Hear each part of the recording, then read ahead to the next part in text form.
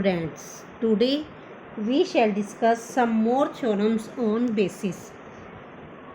First we define maximum linearly independent set. जैसा कि नाम से ही लग रहा है मैक्सिमम लीनियरली इंडिपेंडेंट सेट क्या होगा, ऐसा लीनियरली इंडिपेंडेंट सेट जो क्या हो maximal. That is let S be a subset of a vector space V, then S is said to be maximal linearly independent subset of V if no superset of S other than S is linearly independent. मतलब S कोई भी subset है जो linearly independent है उसको हम maximum linearly independent कहेंगे अगर S का कोई भी सुपरसेट, मतलब S से बड़ा जो कोई भी सुपरसेट हो इसका, S से बड़ा कोई भी सबसेट है V का, वो लीनियरली इंडिपेंडेंट ना हो तो उसको हम बोल देते हैं maximal linearly independent set.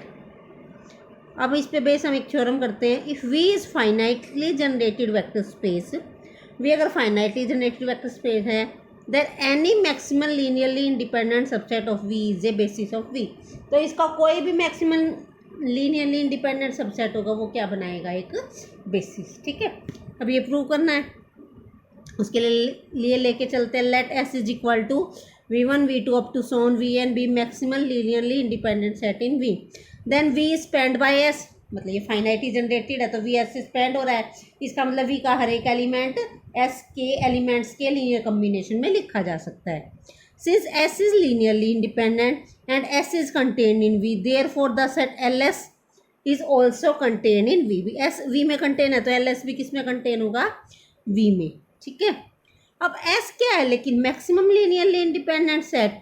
So for any V belongs to V, अगर मैं एक सेट ले लूँ V1 V2 Vn, V is linearly dependent हो जाएगा. क्यों?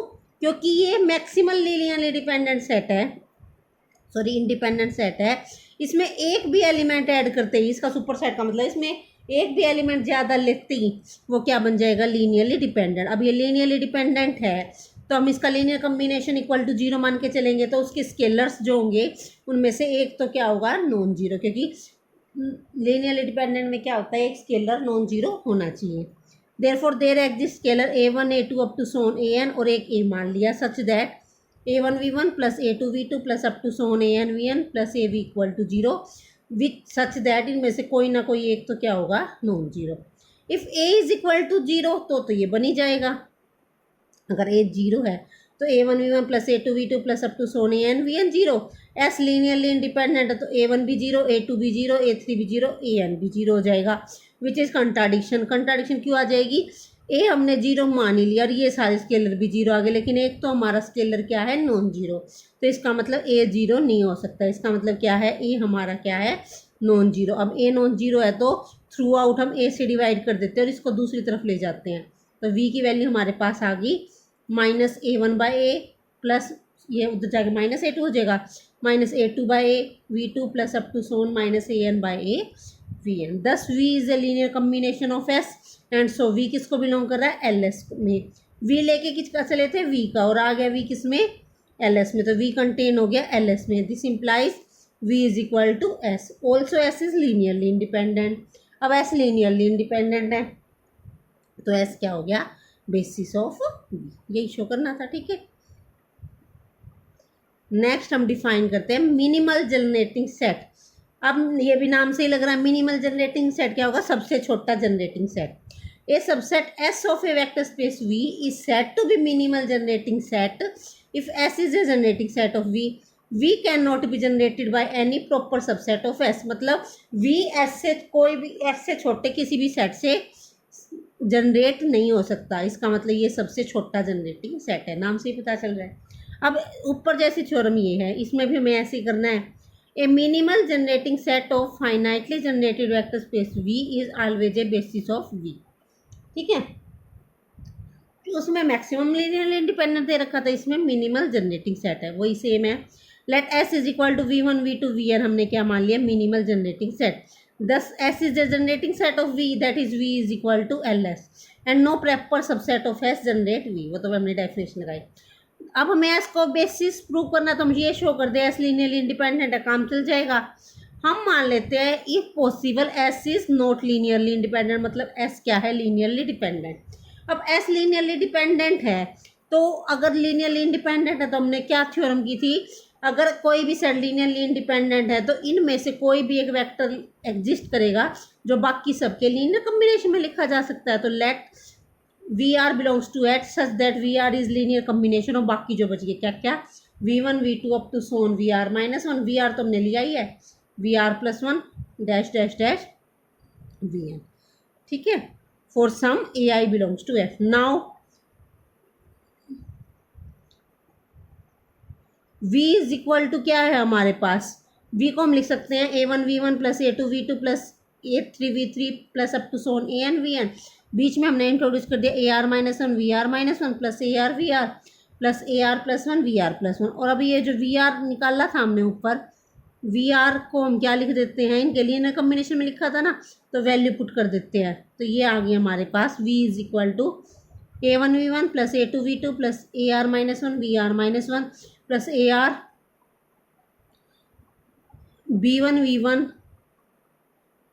Plus B2 V2 plus up to so on this one, ये लीनियर कॉम्बिनेशन माना था, प्लस ये as it is AR1 VR1 plus one plus up to so on AN-V। सारी values रखने के बाद ये हमने सारे इकट्ठे कर दिए। ध्यान से देखो, यहाँ से हमारा V बन गया linear combination of V1 V2 up to so on VR-1 VR plus one और Vn का। This shows that on removing an element VR from S, the remaining set still spans V। भी हमने एक एलिमेंट हटा दिया और तो भी ये सारा क्या है, V का कोई भी एलिमेंट इन सबके लीनियर कॉम्बिनेशन में लिखा जा रहा है। If this subset is linearly independent, अगर ये सबसेट है, ये लीनियरली इंडिपेंडेंट बन गया तो हमारा काम चल गया, ये बेसिस बन जाएगा, it form a basis of V। If this subset of S is linearly dependent, then repeating the above argument after a finite number of steps, we shall get a subset of S which is linearly independent and span V, and thus is a basis of V. So we get a proper subset of S which generate V, but this is a contradiction to S because S is a minimal generating set, hence S is linearly independent। हम S को linearly independent मान के चले थे ना, तो contradiction आ गई। तो S क्या है, लीनियरली इंडिपेंडेंट, दस S is a basis of V। ठीक है, हमें यही शो करना था। अब नेक्स्ट क्या है, हम डिफाइन कर रहे हैं dimension of a vector space. ये बिल्कुल ईजी है। डायमेंशन ऑफ वेक्टर स्पेस का क्या मतलब है, the number of elements in any basis of a finitely dimension vector space V is called dimension of a vector space V and denoted as dimension V। ऐसे लिखेंगे, if n is the number of element in any basis then we write dimension of V equal to n। ठीक है, a vector space having a finite basis is called finite dimension and a vector space which is not finite dimensional, उसको हम क्या बोल देंगे, infinite dimensional. If dimension of V equal to n then any linearly independent set can have at most n element. जो उसका linearly independent set, उसमें ज़्यादा से ज़्यादा n एलिमेंट हो सकते हैं। The dimension of the zero space is zero since the space is generated by the empty set.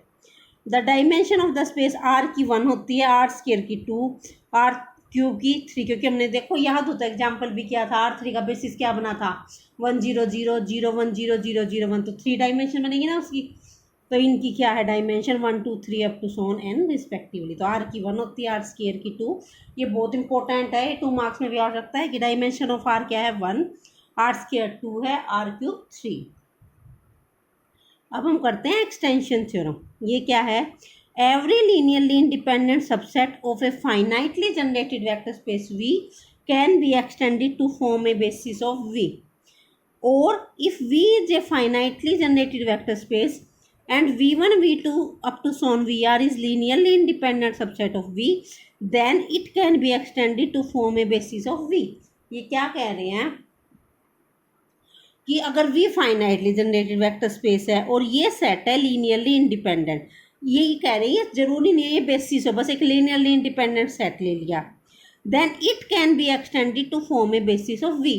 तो हम इसको एक्सटेंड कर सकते हैं। मान लो सपोज करो R3 है, R3 की डायमेंशन कितनी होती है, 3 होती है ना, और 2 एलिमेंट दे रखे हैं, तो वह लीनियरली इंडिपेंडेंट आए हैं मान लो, तो उसको हम एक्सटेंड कर सकते हैं उसकी डायमेंशन, क्योंकि हमें पता 3 होएगी, तो जो बेसिस बन जाए, हमें ये प्रूव कर।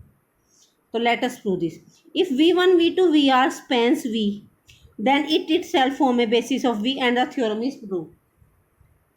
इसमें हमें क्या करना है, ये गिवन है ना, ये लीनियरली इंडिपेंडेंट है, इसको हमने एस का नाम दे दिया, एस का नहीं दिया वैसे ही, ये एक सेट है, अगर ये लीनियरली इंडिपेंडेंट गिवन है, अगर तो ये वी को स्पैन करता है, मतलब वी का हर एक एलिमेंट इनके लीनियर कम्बिनेशन में लिखा जा रहा है, तो ये बेसिस अपने आप में ही बन जाएगा, थ्योरम प्रूव ही होगी। अगर ये नहीं है then let S is equal to V1 V2 up to so on VR, और इसमें हमने कुछ एलिमेंट ऐड कर दिए, VR+1 VR+2 up to so on VN V maximum linearly independent subset of V, क्योंकि V का कोई ना कोई, तो मैं जब ये लीनियरली इंडिपेंडेंट है तो कोई ना कोई सबसेट है इसका V का, वो मैक्सिमल तो होगा ही होगा, तो हमने ये S मान लिया कि X क्या है, मैक्सिमम लीनियरली इंडिपेंडेंट सेट, यानी कि इससे बड़ा कोई भी सेट लीनियरली इंडिपेंडेंट नहीं हो सकता, ठीक है।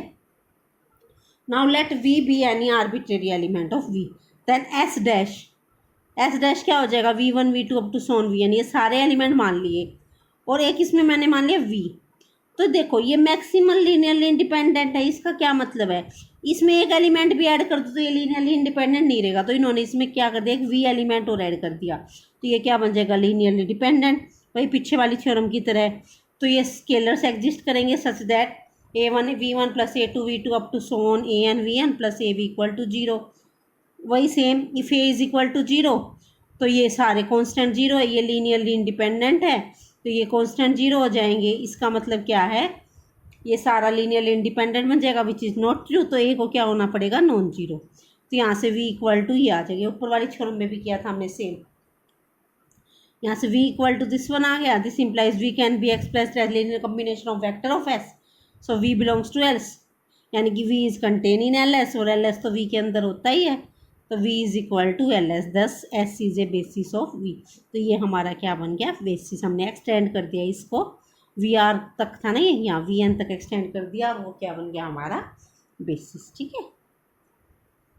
Now corollary, if the vector space V is of dimension n, then any n linearly independent vector form a basis of V, means कोई भी वेक्टर स्पेस V है उसकी डायमेंशन n है, अगर आपको ये कंफर्म है कि उसकी डायमेंशन n है, तो कोई भी n लीनियरली इंडिपेंडेंट वेक्टर ले लो, वो क्या करेंगे, बेसिस बनाएंगे। वो कैसे, late V1 V2 VN be any n linearly independent vector in V, then by above theorem this can be extended to form a basis of V, but dimension of V equal to n implies any basis of V contains only n elements, therefore the set Vn of n linearly independent vector form a basis of, ठीक है, ये अपने आप ही क्या।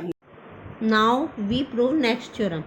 If W is the subspace of a finite dimensional vector space V, then W is finite dimensional, means V finite dimensional है, तो W इसका कोई भी सबस्पेस है, तो W भी क्या होगा, finite dimensional, and dimension of W is less than equal to dimension of V. Also dimension of W equal to dimension of V if and only if W equal to V. ये important theorem है, ध्यान से समझना। Let dimension of V equal to हमने मान ली n, so that n is the maximum number of linearly independent vector in any subset of V। Means dimension of V n होने का क्या मतलब है, V का जो भी बेसिस है उसमें कितने एलिमेंट्स होंगे, n एलिमेंट्स होंगे, n से ज़्यादा नहीं हो सकते, ठीक है। Therefore W being a subset of V has at most n number of elements which are linearly independent। भी W V का सबसेट है, तो जब V में कोई भी बेसिस है उसमें n से ज़्यादा एलिमेंट नहीं हो सकते, तो W V का सबसेट है, तो W में भी n से ज़्यादा एलिमेंट इसके लीनियरली इंडिपेंडेंट नहीं हो सकते। Let W1 W2 up to so on WM be maximum number of linearly independent vector in W, so that यानी कि m is less than equal to n, ठीक है। देयरफॉर फॉर, अब हमें ये करेंगे कि हमने मैक्सिमम लीनियरली इंडिपेंडेंट वेक्टर मान लिया W में, अगर ये W को स्पैन भी कर रहे हैं तो ये क्या बन जाएगा, W का basis. Therefore for any W belongs to W we have W1 W2 up to so on WM और W, वो क्या बन जाएगा, लीनियरली डिपेंडेंट, क्योंकि ये हमने मैक्सिमम नंबर मानने, तो एक भी एलिमेंट इसमें ऐड करते ही क्या बन जाएगा, लीनियरली डिपेंडेंट। अब लीनियरली डिपेंडेंट बन जाएगा तो वही सेम, इनका लीनियर कम्बिनेशन इक्वल टू 0 रखेंगे, तो इन सारे कोफिशिएंट में से एक तो नॉन जीरो जरूर आएगा। अगर A 0 है, अगर ए जीरो है तो ये जीरो हो जाएगा, ये जीरो होते ये सारे कॉन्स्टेंट जीरो, क्योंकि ये तो लीनियरली इंडिपेंडेंट है।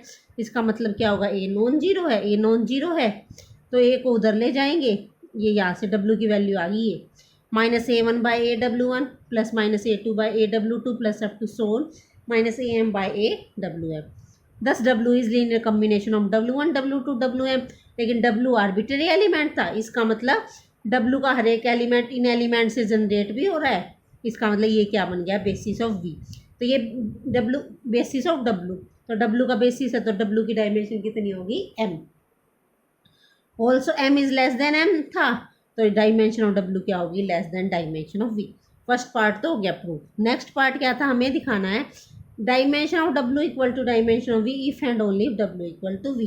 देखो अगर डब्ल्यू इक्वल टू वी है तो dimension of W equal to dimension of V, इसमें तो कोई दो राय है ही नहीं, तो बिल्कुल सिंपल है।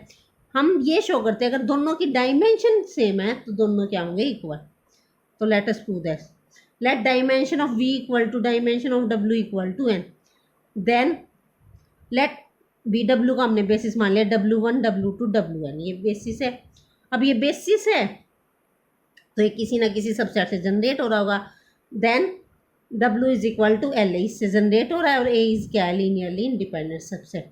Similarly dimension of V equal to क्या, n, A is a basis of V, therefore for any v belongs to V, उसको हम क्या लिख सकते हैं, इनके लीनियर कम्बिनेशन में, तो V equal to A one V one plus A two V two up to so on A N V N.